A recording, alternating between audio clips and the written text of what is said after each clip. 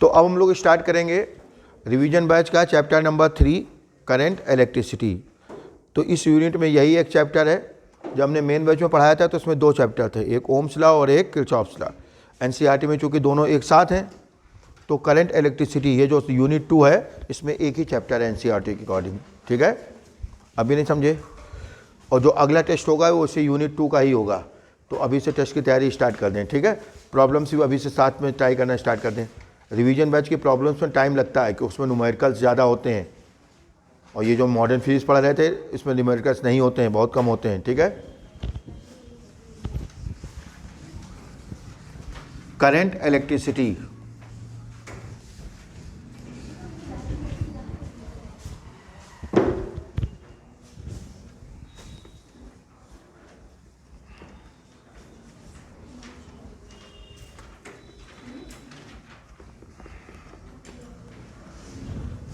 Class 12th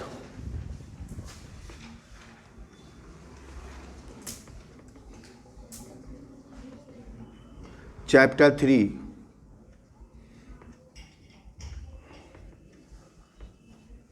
क्या नाम है? Current electricity.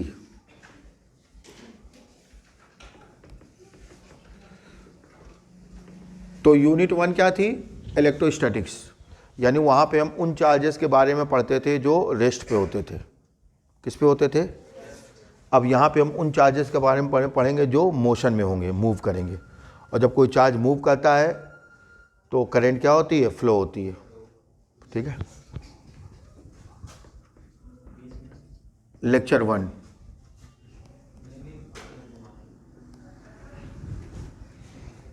देखिए, सबसे पहले इलेक्ट्रिक करंट।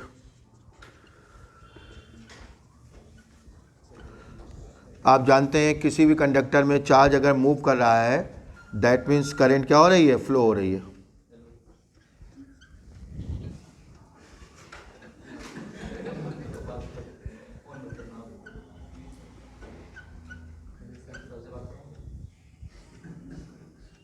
अब है क्या? कह दो घर पे आराम करो बेटा। अच्छा, हाँ, घर पे क्यों रहेगा?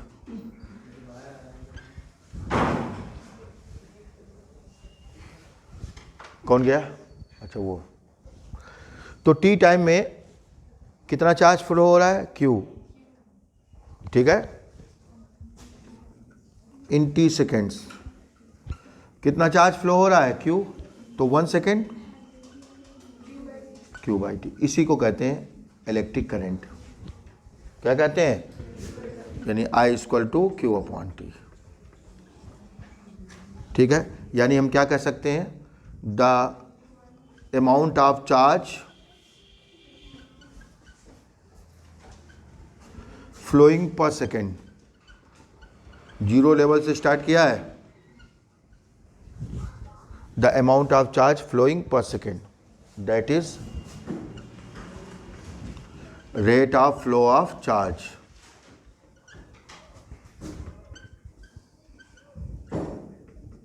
is called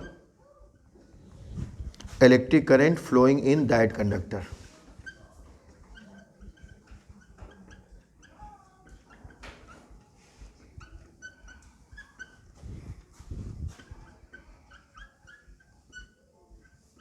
Clear? The amount of charge flowing per second. देखिए टी सेकेंड में कितना चार्ज फ्लो हो रहा है? Q। तो 1 सेकेंड में कितना होगा? Q upon T. इसी को करंट कहते हैं। 1 सेकेंड में जितना चार्ज फ्लो होता है, करंट तो पता होगा। यहाँ तक कोई दिक्कत? यूनिट क्या होती है? कूलाम पर सेकेंड, जिसको हम लोग कहते हैं एम्पियर। डायमेंशनल फार्मूला ए, क्योंकि ये फंडामेंटल यूनिट है। कैसी यूनिट है ये? Fundamental.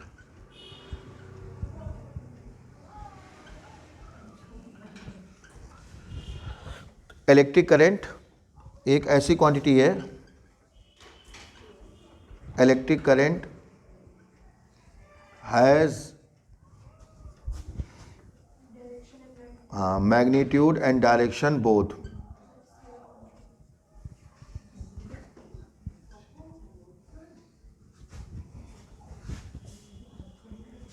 But it is not a scalar quantity, it is not a vector quantity. यानी ये वेक्टर क्वांटिटी नहीं होती है, क्योंकि मैग्नीट्यूड भी है और डायरेक्शन भी है, तो कायदे से क्या होना चाहिए, वेक्टर क्वांटिटी, लेकिन नहीं होती है। क्यों नहीं होती है? क्योंकि वेक्टर एडिशन रूल को फॉलो नहीं करती। Because it does not follow vector addition rule.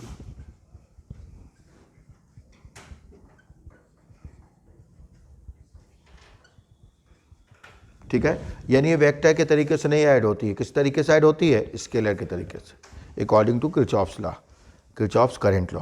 ठीक है, एक वायर में 3 एम्पियर है, दूसरे में 4 है, और दोनों वायर अगर एक दूसरे के परपेंडिकुलर हैं, तो अगर ये वेक्टर होता तो इसका रिजल्टेंट कितना आना चाहिए था? 5, क्योंकि वेक्टर में अगर दो वेक्टर, एक 3 एक 4 है, और परपेंडिकुलर है, तो उनका रिजल्टेंट कितना आना चाहिए? 5। लेकिन यहाँ कितना आता है? 7, according to KCL। According to KCL, incoming current is equal to outgoing current. दो है ना, एक किरचॉफ्स करंट लॉ है, एक किरचॉफ्स वोल्टेज लॉ है। KCL बोलते हैं ना, किरचॉफ्स करंट लॉ, किरचॉफ का फर्स्ट लॉ, सब भूल गए? तो यहाँ पे अगर ये वेक्टर होता तो इनका रिजल्टेंट कितना आना चाहिए था? 5, लेकिन आता कितना है? 7। यानी ये वेक्टर के तरीके से ऐड नहीं होती। किस तरीके से ऐड होती है? स्केलर के तरीके से। क्लियर? इसलिए ये तो electric current has magnitude and direction both, but it is not a vector quantity because it does not follow vector addition rule. Follow,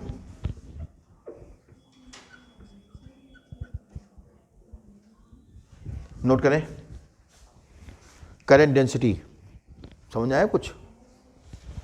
charge चल रहा है, दैट मीन्स करंट फ्लो हो रही है, चाहे वो किसी कंडक्टर में चले, चाहे वो एयर में चले, चाहे लिक्विड में चले, चाहे कहीं भी चले, पॉजिटिव चार्ज चले, निगेटिव चार्ज चले, चार्ज चल रहा है मतलब करंट फ्लो हो रही है। ठीक है, movement of charge is called current. Current density,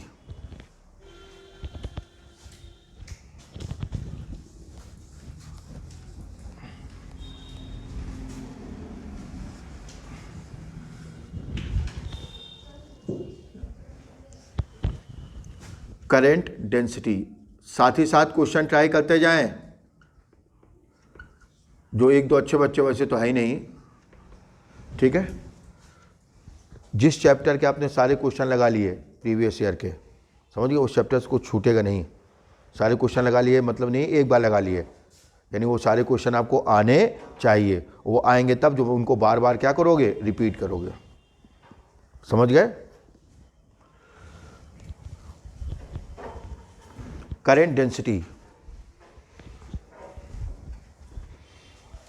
अब मान लेते कोई कंडक्टर है, इससे I करंट पास हो रही है, इसका क्रॉस सेक्शनल एरिया कितना है? A। ठीक है, तो फ्रॉम एरिया A, बस ध्यान रखना एरिया में वो लेना है जो करंट के परपेंडिकुलर है, तिरछा एरिया नहीं ले सकते। कौन सा एरिया लेना है? जो करंट के परपेंडिकुलर, यानी अगर आपने क्रॉस सेक्शनल एरिया बोल दिया तो कोई दिक्कत नहीं है, वो तो परपेंडिकुलर ही होगा। ठीक है, ये नहीं कि आपने तिरछा एरिया ले लिया, ऐसे नहीं ले सकते। कौन सा एरिया लेंगे? जो करंट के परपेंडिकुलर। ठीक है, तो फ्रॉम एरिया A कितनी करंट पास हो रही है? I, नहीं समझे? और फ्रॉम पर यूनिट एरिया कितनी करंट हो जाएगी? I/A। इसी को करंट डेंसिटी कहते हैं।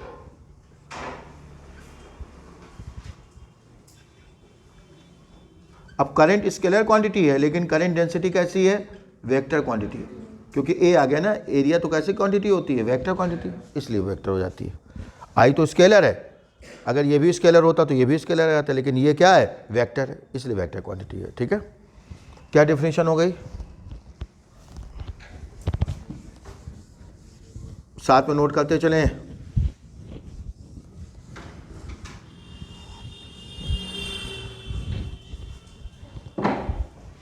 The electric current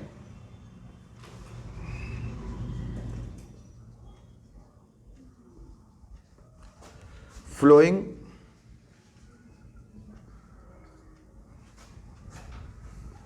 perpendicularly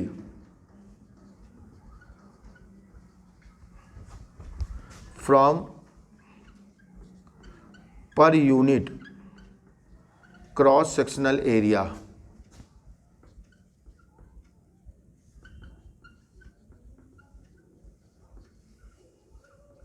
of a conductor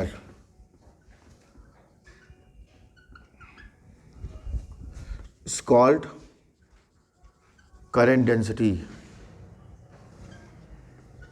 at that point of conductor. at that point क्यों कहा हमने? ठीक है, हो सकता है अलग अलग पॉइंट पे एरिया क्या हो, अलग अलग हो, तो डेंसिटी भी क्या होगी, अलग अलग हो जाएगी. डायरेक्शन चेंज होगी तो भी डेंसिटी क्या होगी, चेंज हो जाएगी. at that point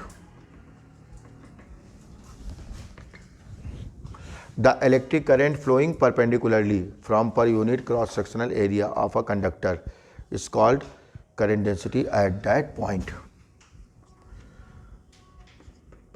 J equal to क्या हो गया, I अपॉन A. यूनिट क्या हो जाएगी, एम्पियर पर metre square. Dimension formula ampere A metre square L square AL minus 2.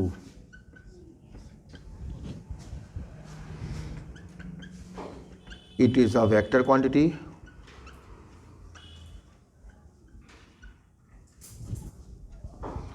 and directed along the direction of motion of positive charge. Positive charge के motion की direction में, यानी negative charge के opposite, यानी करंट की direction कह दो. ठीक है, along the end directed along the direction of motion of positive charge. Positive charge के डायरेक्शन में या निगेटिव चार्ज के अपोजिट डायरेक्शन में, यानी करंट की डायरेक्शन कह सकते हो आप. रिलेशन बिटवीन, अच्छा इसके पहले हम देखेंगे फ्री इलेक्ट्रॉन मॉडल. क्या देखेंगे, फ्री इलेक्ट्रॉन मॉडल.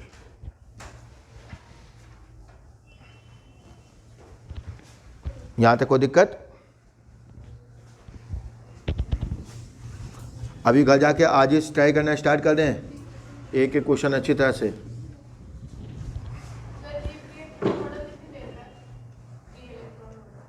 अब हम कैसे बताएं, ठीक है, वीडियो देख लेना, उसमें क्या.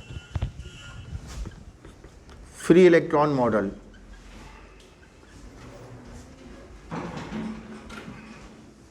इतनी देर बैठ लिया, ये बहुत बड़ी बात है.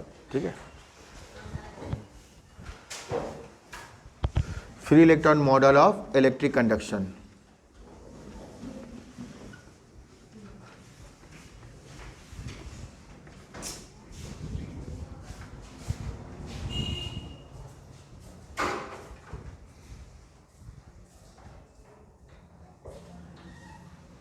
देखिए,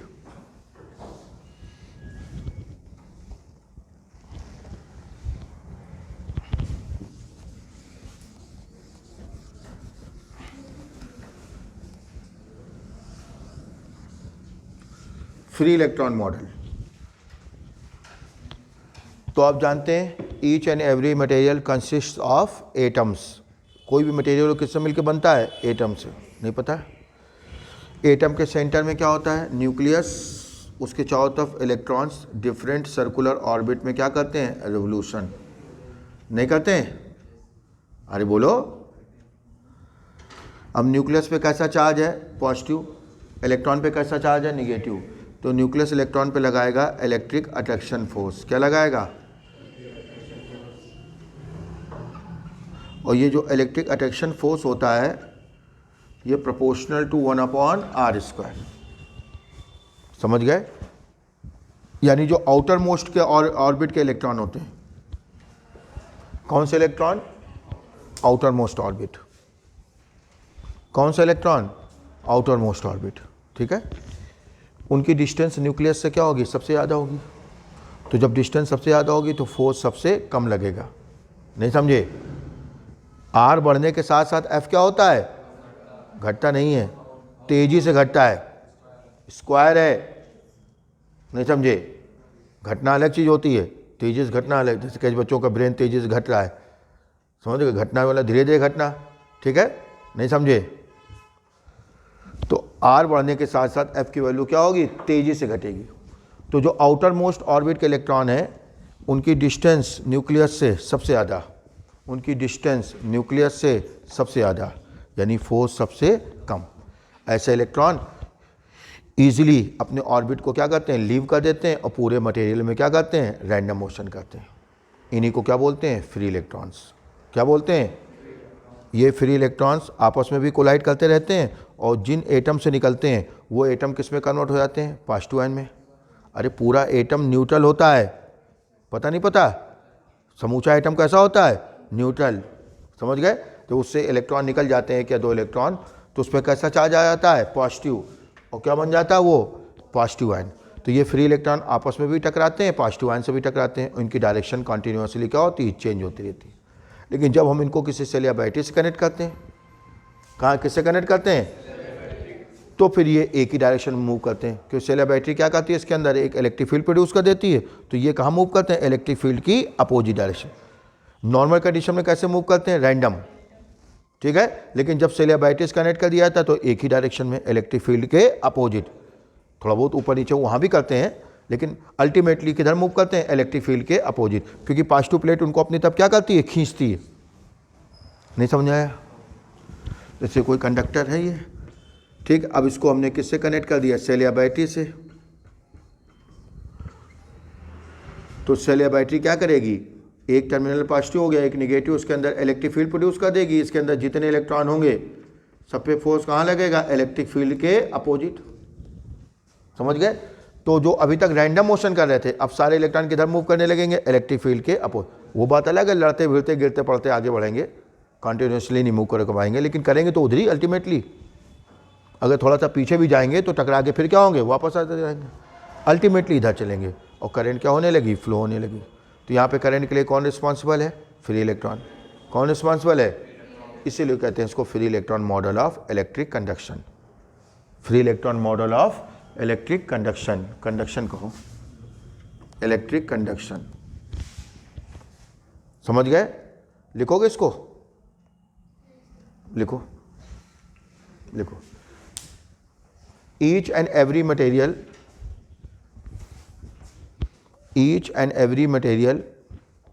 consists of atoms.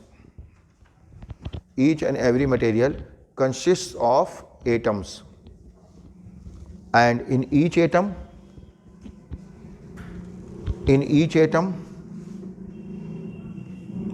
there is a positively charged nucleus. There is a positively charged nucleus at its center. At its center, and negatively charged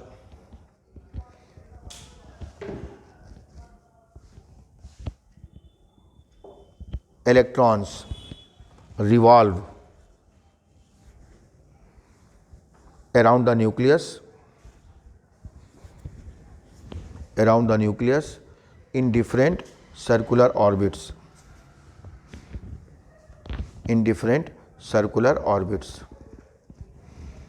para change करें।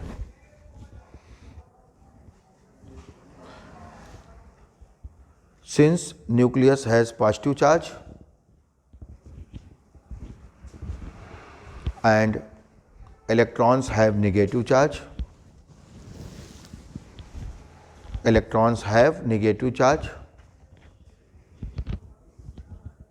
therefore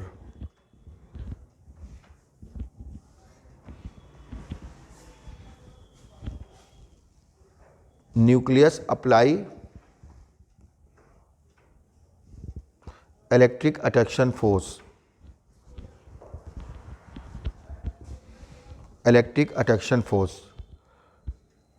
on these revolving electrons.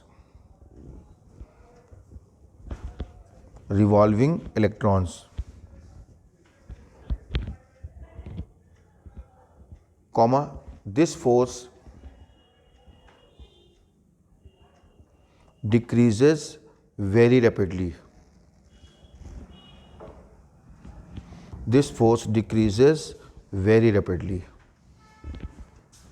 with increase in distance. With increase in distance. Bracket में लिख लो, since F proportional to 1 upon r square. Full stop. पहला change कर लो फिर. Thus the electrons of outermost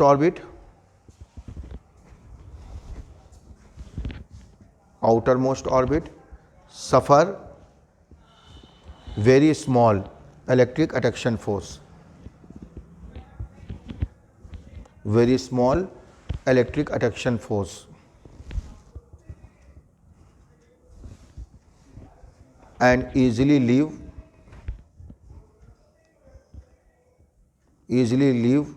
their orbits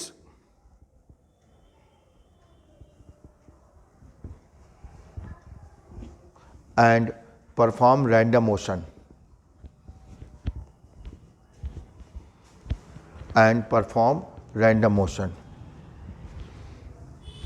In the entire material.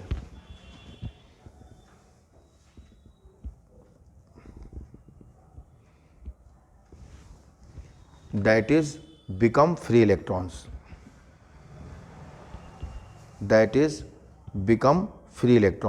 Free electrons को underline कर लें. फिर पहला चेंज करो. When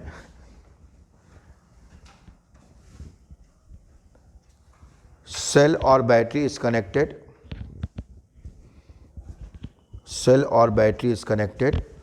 across the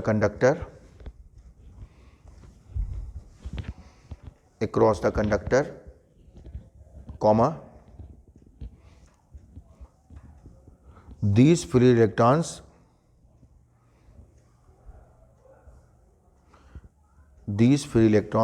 now move opposite to the direction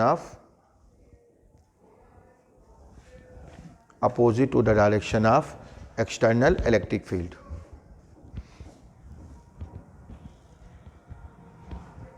And electric current starts flowing.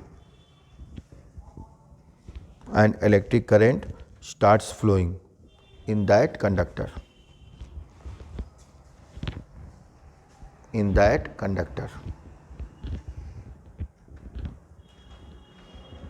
ठीक है, तो ये फ्री इलेक्ट्रॉन मॉडल हो गया. ठीक. Drift velocity.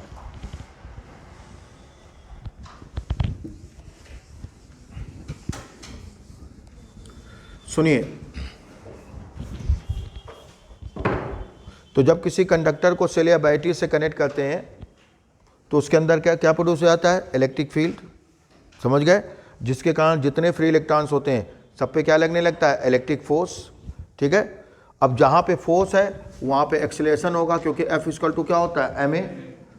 तो कायदे से इन इलेक्ट्रॉनों को कौन सी वेलोसिटी गेन करनी चाहिए? Accelerated velocity. कौन सी वेलोसिटी गेन करनी चाहिए? मतलब समझे, इनकी वेलोसिटी कॉन्टिन्यूसली इंक्रीज होनी चाहिए. नहीं समझे? जब किसी कंडक्टर को सेल या बैटरी से कनेक्ट करेंगे तो उसके अंदर क्या प्रोड्यूस हो जाएगा? Electric field. समझ गए? उसके कारण इलेक्ट्रॉन्स पे क्या लगने लगेगा? इलेक्ट्रिक फोर्स के कारण क्या प्रोड्यूस होगा? एक्सेलरेशन. उस एक्सेलरेशन का इनको क्या गेन करना चाहिए? Accelerated velocity. मतलब इनकी वेलोसिटी कंटिन्यूसली इंक्रीज होनी चाहिए, लेकिन ऐसा नहीं हो पाता. क्यों नहीं हो पाता? क्योंकि जैसे इलेक्ट्रॉन चलता है सामने क्या पड़ गया? कोई पॉजिटिव आयन. क्योंकि खाली मैदान तो है नहीं कि भागता चला जाए. अरे सॉलिड है, जगह जगह पॉजिटिव आयन्स होंगे, एटम्स होंगे. तो जैसे ही चला सामने कोई पॉजिटिव आयन पड़ गया. ये पॉजिटिव आयन कहाँ से आ जाते हैं? जिन एटम से इलेक्ट्रॉन निकलते हैं वही एटम पॉजिटिव आयन में क्या होते हैं? कन्वर्ट हो जाते हैं.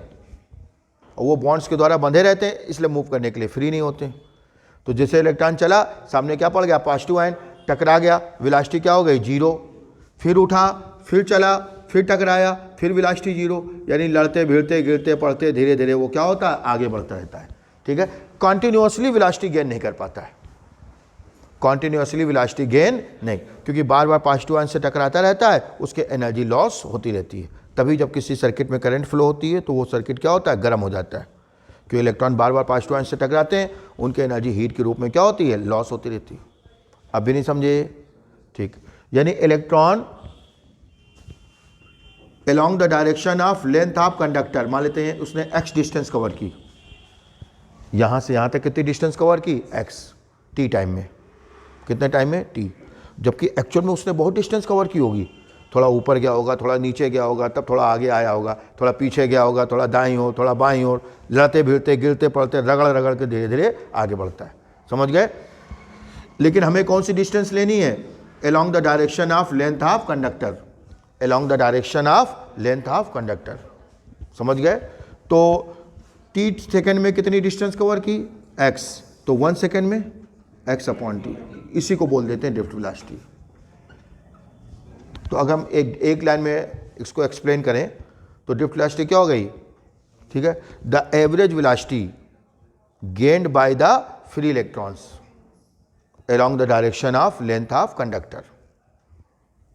The average velocity gained by the free electrons along the direction of length of conductor is called drift velocity. अभी नहीं समझे? लिखिए, when a conductor, और ये बहुत थोड़ी होती है, when a conductor is connected to a cell or battery, when a conductor is connected to a cell or battery, comma, an electric field is produced inside the conductor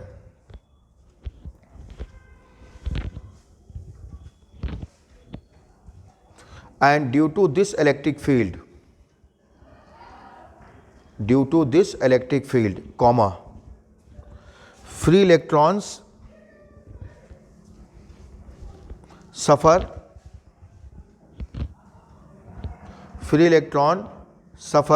an electric force.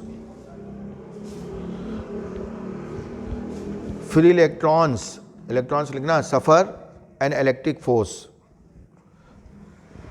opposite to the direction of electric field. Opposite to the direction of electric field. Full stop. Due to this electric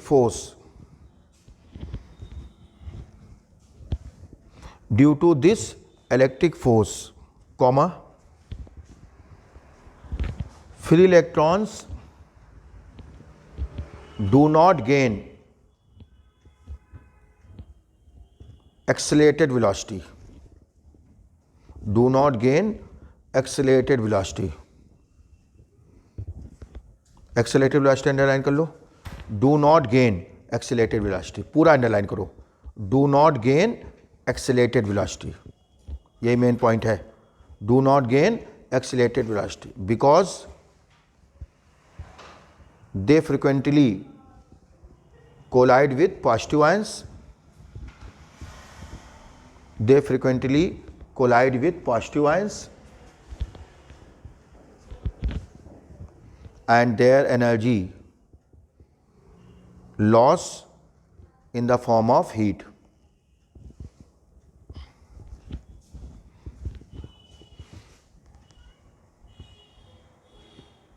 पहला change करें 10 comma inverted comma, ना ध्यान रहे तो second वाला जो para लिखा है यही मेन ड्रिफ्ट वेलोसिटी की डेफिनेशन है, 10 comma inverted comma.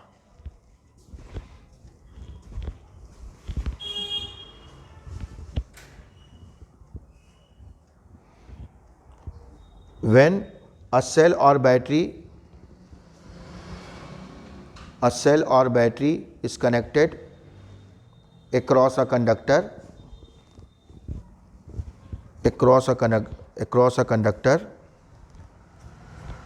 comma, the free electrons inside the conductor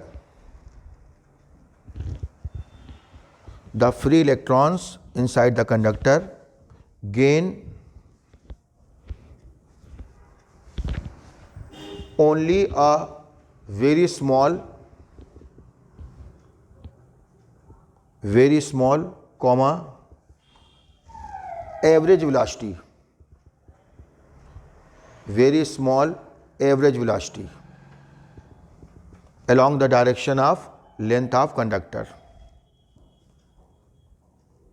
along the direction of length of conductor.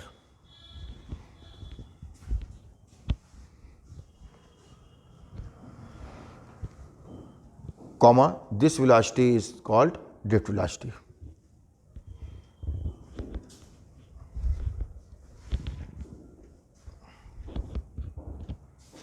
ठीक है, इन्वर्टेड कॉमा क्लोज्ड, बाकी नेक्स्ट टर्न पे। ठीक, तो नेक्स्ट टर्न पे क्या देखेंगे हम लोग? Relation between drift velocity and electric current या करंट डेंसिटी, दोनों एक साथ, और ओम्स लॉ का प्रूफ। ठीक है, अभी नहीं समझे? ठीक, कल तो वही है 6 बजे, 6 से 7:30, 1.5 घंटे, कल ख़त्म कर देंगे इसको ऑलमोस्ट। ठीक है।